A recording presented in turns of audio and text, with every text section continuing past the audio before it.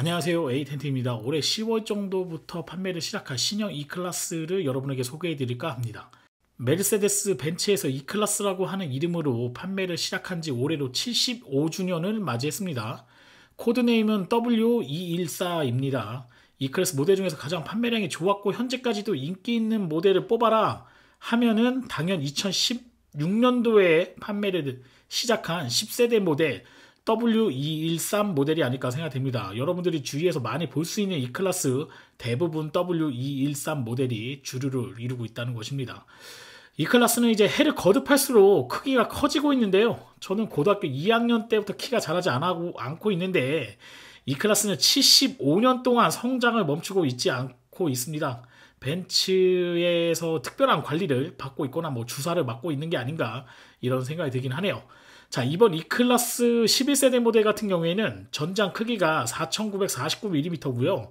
넓이가 1880mm, 전고가 1468mm입니다. 휠베이스가 2961mm인데 이전 세대 대비로 봤을 때는 휠베이스가 20mm 정도 커진 사이즈예요. 뭐 2cm 정도 커졌는데 뭐가 호들갑이냐 이렇게 말씀하실 수도 있는데 휠베이스라는 거는 차량 자체에 이런 밸런스를 다 좌우하기 때문에 2cm 상당히 좀 많이 커진 거라고 볼 수 있죠.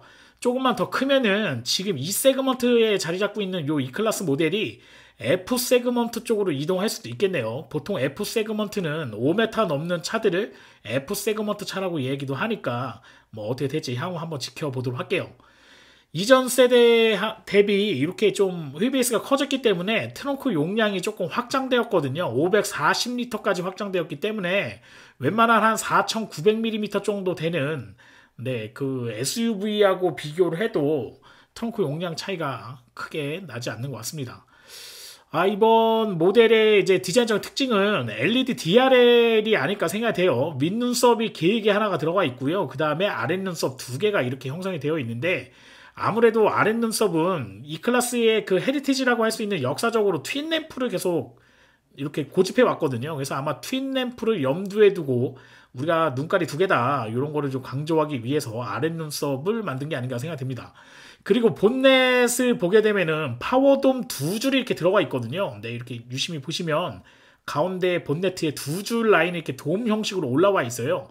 요 이제 원래는 이제 AMG가 가지고 있던 디자인의 특징이었는데 요게 이제 그냥 기본 모델에도 이제 넣어주는 것 같습니다.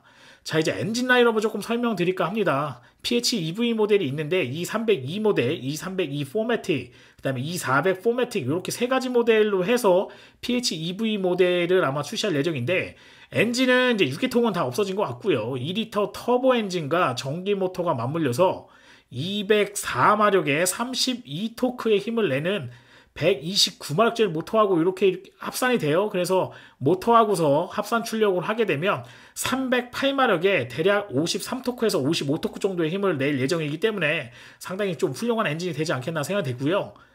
특히 402 같은 경우에는 252마력에 40토크의 힘을 내는 가솔린 엔진하고요. 192마력짜리 모터하고 이렇게 결합이 되거든요. 그렇게 되면 합산 출력 같은 경우에는 375마력에 63토크에서 65토크 정도의 힘을 낼 예정이기 때문에 사실 2리터 엔진 치고는 상당히 좀 아주 준수한 수준에 있죠.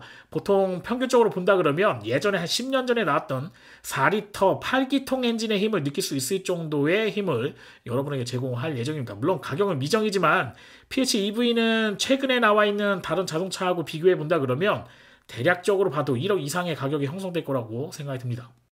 자, 아마 여러분들이 가장 기대하는 모델은 요런 이제 가격이 좀 비싼 모델이 아니고요. 엔트리 모델이 아닐까 싶은데요. 마일드 하이브리드 모터하고요. 2리터 가솔린 엔진이 장착된 E250 모델, 기존에 나왔던 모델인데요.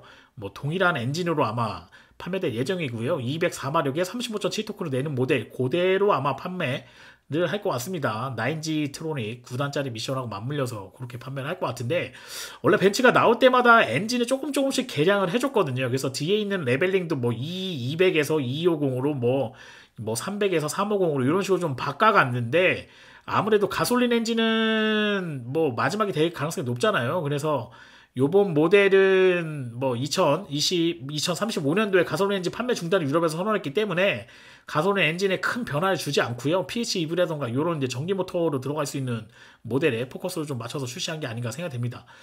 자, 이제 뭐 새롭게 내놓은 거를 한번 더 보는 게 좋겠죠. 이번에 PHEV에 대해서 조금 더 설명을 드린다고 한다 그러면 배터리 용량이 좀 확장이 됐어요. 25.4kWh 배터리를 장착을 하고 있는데 국내에서 판매되고 있는 아이오닉 5라던가 뭐 플레인지라고 저희가 얘기하는 뭐 400km 이상 주행할 수 있는 전기차를 본다 그러면 물론 이제 뭐 100kWh가 넘어가는 것도 있긴 하지만 뭐 평균적으로 75kWh 정도 되는 네, 배터리 팩을 장착하고 있는데 거의 요번에 나온 PHEV, E클래스 PHEV 모델 같은 경우에는 플레인지 전기차 대비로 봤을 때 3분의 1 정도 수준의 배터리 팩을 장착하고 있어요. 그래서 전기 힘으로만 네, 뭐 유럽 기준이긴 한데 100km까지 주행할 수 있다고 하니까 일상생활에서 유용하게 활용이 되지 않을까 생각됩니다. 물론 가격은 기존 모델 대비 한 30% 정도 비싸질 거라고 저는 예상하고 있습니다.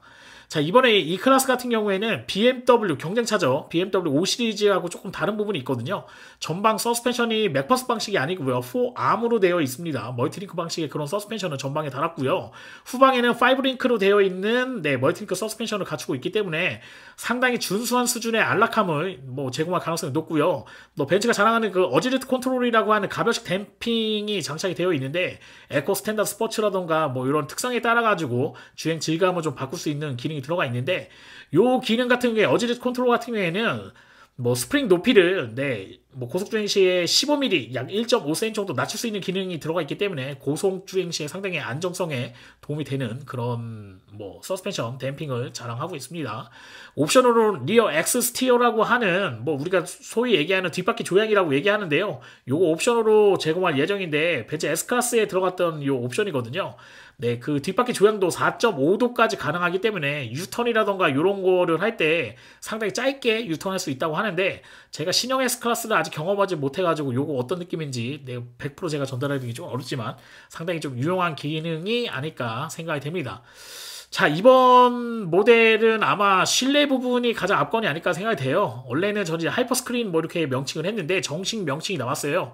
슈퍼 스크린이라고 얘기합니다. 뭐 하이퍼나 슈퍼나 뭐 비슷한 개념이긴 한데 어쨌든 와이드 개념의 그런 이제 액정 EQS에 장착됐던 대형 스크린이 이 클래스에도 이제 옵션으로 제공할 예정인데 대시보드 상단에 이제 비디오 카메라가 하나 장착이 되어 있어요. 보통 포르쉐 보면은 크로노가 장착되어 있는 부분에 비디오 카메라가 하나가 장착이 되어 있어서 운전자의 눈동자를 계속 감시를 하고 있거든요. 그래서 운전자가 이 하이퍼 스크린이 좀 액정이 크잖아요. 그래서 조수석에 있는 액정을 딱 쳐다보게 되면은 눈동자를 감시를 해서 네, 감지를 해서 밝기 등을 자동으로 조절해주는 기능이 들어가 있고요. 5G 통신 칩, 우리가 얘기하는 소위 뭐 유심 칩 같은 거를 내장할 수 있게 되어 있는 것 같아요. 요거 이제 국내나 또는 해외 나라에 따라서 좀 들어갈지 안 들어갈지 모르겠는데 국내는 이 통신 시설이 좀 잘 되어 있으니까 아마 5 칩이 들어가는 모델이 들어오지 않겠나 생각이 되거든요. 그래서 5 칩, 통신 칩이 들어가게 되면 스마트폰과 같은 그런 이제 서드파티 앱들을 자동차에서도 사용할 수 있게 되기 때문에 뭐 영상이라던가 이런 거 보게 되면은 뭐 아이들 뭐 이렇게 공부하는 거 있잖아요. 동시에 이렇게 접속해서 할 수 있는 뭐 이렇게 갑자기 이름이 생각이 안 나네요. 뭐 이런 것도 할 수 있고요. 여러 가지 뭐 이제 화상 통화라던가 이런 것도 할 수 있다고 얘기하는데 다 돈이죠. 네, 다 돈으로 해결되는 부분인 것 같습니다. 통신칩이 들어가니까 아마 통신비가 나오지 않겠나 생각되죠. 자, 이제 물리적인 키 외에도 어플을 통해가지고 디지털 키를 제공하는데 뭐 호응이 크게 있을지는 모르겠어요. 애플워치 등으로 제어를 할 수 있다고 얘기하는데 총 16명까지 자동차를 등록할 수 있다고 하니까 요거는 조금 나와봐야 알겠네요. 그 다음에 이거는 이제 그 번외로 말씀드리는 건데 예전에 한 10년 전에 렉서스 LS를 보게 되면 컨시지 시스템이라는 게 있었거든요. 차량의 탑승자의 이제 온도로 체크를 하는 거죠. 네, 그 탑승하신 분, 뭐 동승자라던가 뭐 뒤에 타신 분이라던가 운전자의 네, 온도, 체온을 체크를 해서 쿨링 시스템이나 히팅 시스템으로 자동으로 해주는 그런 기능이 있었어요. 시트뿐만 아니라 에어컨까지 자동으로 해주는 기능인데 뭐 요즘에 누구 뭐 LS 사시는 분 뭐 거의 없잖아요. 그래서 뭐 이런 좋은 기능이 거의 뭐 잊혀져가는 그런 분위기였는데 이번 이 클래스에서 서버트롤이라는 명칭으로 해서 유사한 기능을 집어넣습니다. 벤츠도 남의 것을 잘 카피하는 브랜드인데 그냥 뭐 브랜드 밸류 자체가 워낙 높다 보니까 그냥 카피를 해도 그러려니 하고 지나가는 그런 분위기가 아닌가 생각이 듭니다. 자, 이제 마지막으로 뭐 안전기능, 능동적인 안전기능 중에 ADAS 관련된 뭐 여러 가지 기능이 있는데요. 제가 요런 거는 좀 별로 관심이 없기 때문에 요거는 제가 스킵하도록 하겠습니다. 자, 이제 판매 언제부터 할지 가장 궁금하실 거라고 생각되는데 제가 영업소에다 전화를 했더니 아는 영업사원분이 뭐 내년 정도 판매하지 않겠나요? 아직 뭐 나온 정보가 없습니다. 이렇게 얘기하긴 하는데 해외에서 지금 얘기 나오는 건요. 올해 여름부터 유럽에서 판매를 시작할 거라고 예상이 되어지고 있고요. 제 생각에는 기존에 봤을 때는 올해 한 10월이나 늦어도 11월부터는 국내에서 판매를 할 예정인데 아마 자료가 7월 이후에 배포되게 되면은 사전 계약이 상당히 좀 많이 들어갈 거예요. 왜냐면 기존의 W213 모델 같은 경우에도 지금 뭐 거의 한 20만 대 가까이 판매가 된 모델이기 때문에 1년에 뭐 한 3만 대 가까이 판매되는 모델이거든요. 그러니까 빨리 뭐 자동차 구매 계획이 있으신 분들은 뭐 모양이 어떻다 이런 거보다는 실차를 보시고 또 하시는 게 좋으니까요. 전시장, 가까운 전시장에 방문하셔서 좋은 선택을 하시기를 바라겠습니다. 저는 에이텐트였고요. 다음에 더 좋은 영상으로 찾아뵙도록 하겠습니다. 여러분 고맙습니다.